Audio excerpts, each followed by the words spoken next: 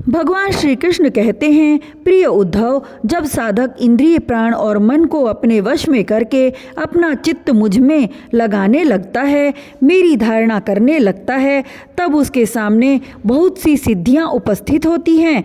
उद्धव जी ने कहा, अच्युत, कौन कौन सी धारणा करने से किस किस प्रकार कौन सी सिद्धि प्राप्त होती है और उनकी संख्या कितनी है? आप ही योगियों को सिद्धियां देते हैं, अतः आप इनका वर्णन कीजिए। भगवान श्री कृष्ण ने कहा, प्रिय उद्धव, धारण योग के पारगामी योगियों ने 18 प्रकार की सिद्धियां बतलाई हैं। उनमें 8 सिद्धियां तो प्रधान रूप से मुझ में ही रहती हैं और दूसरों में न्यून तथा 10 सत्वगुण के विकास से भी मिल जाती हैं। उनमें 3 सिद्धियां तो शरीर की हैं, अणिमा, महिमा और लघिमा। इंद्रियों की एक सिद्धि है प्राप्ति। लौकिक और पारलौकिक पदार्थों का इच्छा अनुसार अनुभव करने वाली सिद्धि प्रकाम्य है। माया और इसके कार्यों को इच्छा अनुसार संचालित करना ईशिता नाम की सिद्धि है। विषयों में रहकर भी उनमें आसक्त न होना वशिता है और जिस जिस सुख की कामना करे उसकी सीमा तक पहुँच जाना कामावसायिता नाम की 8वीं सिद्धि है। ये 8 सिद्धियां मुझ में स्वभाव से ही रहती हैं और जिन्हें मैं देता हूँ उन्हीं को अंशतः प्राप्त होती हैं। इनके अतिरिक्त और भी कई सिद्धियां हैं। शरीर में भूख, प्यास आदि वेगों का न होना, बहुत दूर की वस्तु देख लेना, बहुत दूर की बात सुन लेना, मन के साथ ही शरीर का उस स्थान पर पहुँच जाना, जो इच्छा हो वही रूप बना लेना, दूसरे शरीर में प्रवेश करना, जब इच्छा हो तभी शरीर छोड़ना, अप्सराओं के साथ होने वाली देव क्रीड़ा का दर्शन, संकल्प की सिद्धि, सब जगह सबके द्वारा बिना ननु नच के आज्ञा पालन, ये 10 सिद्धियां सत्वगुण के विशेष विकास से होती हैं। भूत, भविष्य और वर्तमान की बात जान लेना, शीत उष्ण, सुख दुख और राग द्वेष आदि द्वंद्वों से के वश में न होना, दूसरे के मन आदि की बात जान लेना, अग्नि, सूर्य, जल, विष आदि की शक्ति को स्तंभित कर देना और किसी से भी पराजित न होना, ये 5 सिद्धियां भी योगियों को प्राप्त होती हैं। प्रिय उद्धव, योग धारणा करने से जो सिद्धियां प्राप्त होती हैं उनका मैंने नाम निर्देश के साथ वर्णन कर दिया।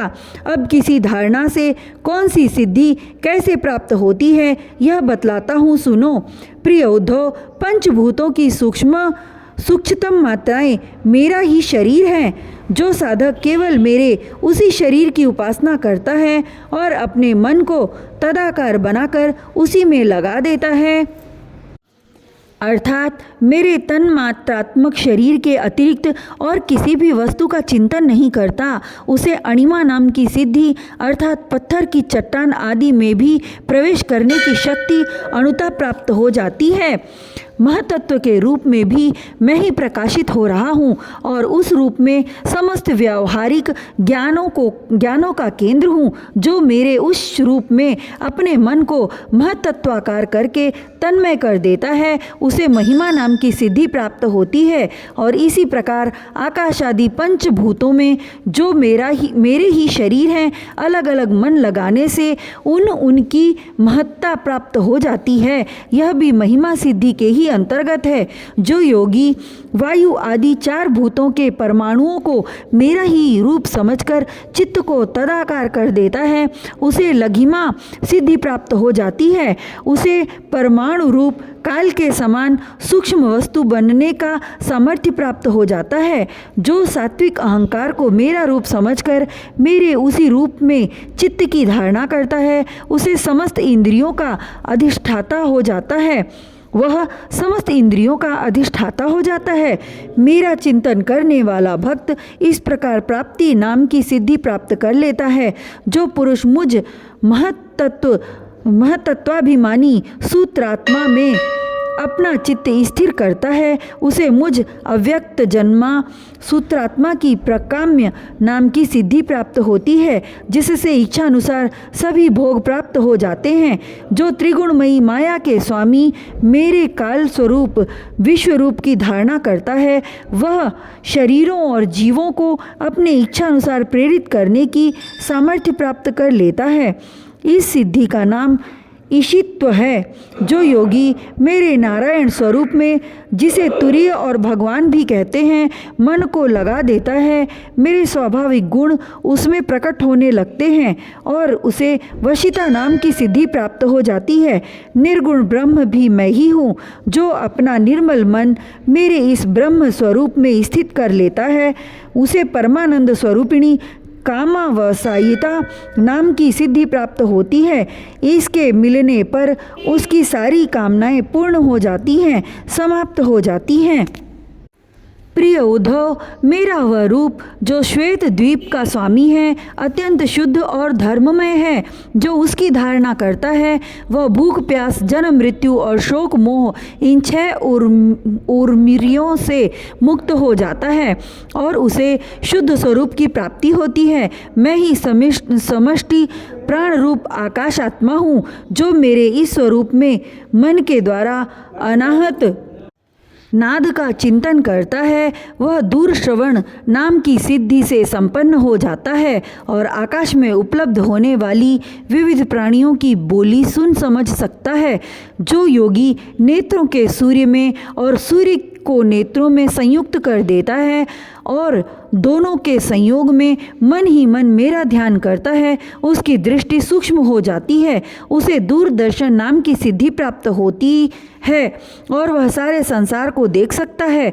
मन और शरीर को प्राणवायु के सहित मेरे साथ संयुक्त कर दे और मेरी धारणा करे तो इससे मनोजव नाम की सिद्धि प्राप्त हो जाती है। इसके प्रभाव से वह योगी जहाँ भी जाने का संकल्प करता है, वहीं उसका शरीर उसी क्षण पहुँच जाता है।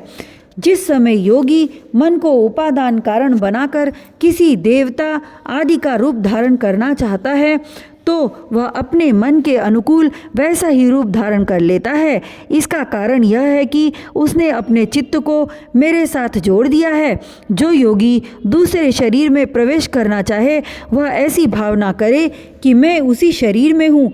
ऐसा करने से उसका प्राणवायु रूप धारण कर लेता है और वह एक फूल से दूसरे फूल पर जाने वाले भौरे के समान अपना शरीर छोड़कर दूसरे शरीर में प्रवेश कर जाता है। योगी को यदि शरीर का परित्याग करना हो तो एड़ी से गुदा द्वार को दबाकर प्राणवायु को क्रमशः हृदय, वक्षस्थल, कंठ और मस्तक में ले जाए। फिर ब्रह्मारंध्र के द्वारा उसे ब्रह्मा में लीन करके शरीर का परित्याग कर दे। यदि उसे देवताओं के विहार स्थलों में क्रीड़ा करने की इच्छा हो तो मेरे शुद्ध सत्व में स्वरूप की भावना करे। ऐसा करने से सत्वगुण की अंश स्वरूपा सुर सुंदरियां विमान पर चढ़कर उसके पास पहुंच जाती हैं। जिस पुरुष ने मेरे सत्य संकल्प स्वरूप में अपना चित्त स्थिर कर दिया है, उसी के ध्यान में संलग्न है। वह अपने मन से जिस समय जैसा संकल्प करता है, उसी समय उसका वह संकल्प सिद्ध हो जाता है। मैं ईशित्व और वशित्व इन दोनों सिद्धियों का स्वामी हूँ, इसलिए कभी कोई मेरी आज्ञा टाल नहीं सकता। जो मेरे उस रूप का चिंतन करके उसी भाव से युक्त हो जाता है, मेरे समान उसकी आज्ञा को भी कोई टाल नहीं सकता। जिस योगी का चित्त मेरी धारणा करते करते मेरी भक्ति के प्रभाव से शुद्ध हो गया है, उसकी बुद्धि जन्म मृत्यु आदि अदृष्ट विषयों को भी जान लेती है और तो क्या भूत भविष्य और वर्तमान की सभी बातें उसे मालूम हो जाती हैं। जैसे जल के द्वारा जल में रहने वाले प्राणियों का नाश नहीं होता, वैसे ही जिस योगी ने अपना चित्त मुझ में लगाकर शिथिल कर दिया है, उसके योग में शरीर को अग्नि जल आदि कोई भी पदार्थ नष्ट नहीं कर सकते।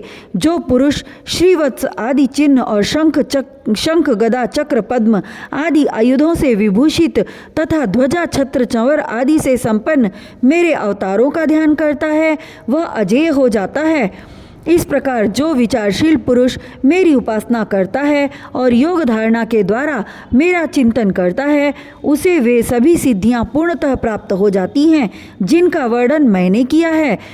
प्यारे उद्धव, जिसने अपने प्राण, मन और इंद्रियों पर विजय प्राप्त कर ली है, जो संयमी है और जो मेरे ही स्वरूप की धारणा कर रहा है, उसके लिए ऐसी कोई भी सिद्धि नहीं जो दुर्लभ हो। उसे तो सभी सिद्धियां प्राप्त हो गई हैं। परंतु श्रेष्ठ पुरुष कहते हैं कि जो लोग भक्ति योग अथवा ज्ञान योग आदि उत्तम योगों का अभ्यास कर रहे हैं, जो मुझसे एक हो रहे हैं, उनके लिए इन सिद्धियों का प्राप्त होना एक विघ्न ही है, क्योंकि इनके कारण व्यर्थ ही उनके समय का दुरुपयोग होता है। जगत में जन्म, औषधि, तपस्या और मंत्रादि के द्वारा जितनी सिद्धियां प्राप्त होती हैं, वे सभी योग के द्वारा मिल जाती हैं, परंतु योग की अंतिम सीमा मेरे सारूप्य, सालोक्य आदि की प्राप्ति बिना मुझ में चित्त लगाए किसी भी साधन से नहीं प्राप्त हो सकती। ब्रह्मवादियों ने बहुत से साधन बतलाए हैं। योग, सांख्य और धर्म आदि उनका एवं समस्त सिद्धियों का एकमात्र मैं ही हेतु, स्वामी और प्रभु हूँ। जैसे स्थूल पंचभूतों में बाहर भीतर सर्वत्र सूक्ष्म पंच महाभूत ही हैं, सूक्ष्म भूतों के अतिरिक्त स्थूल भूतों की कोई सत्ता ही नहीं है, वैसे ही मैं समस्त प्राणियों के भीतर दृष्टा रूप से और बाहर दृश्य रूप से स्थित हूँ। मुझ में बाहर भीतर का भेद भी नहीं है, क्योंकि मैं निरावरण एक अद्वितीय आत्मा हूँ।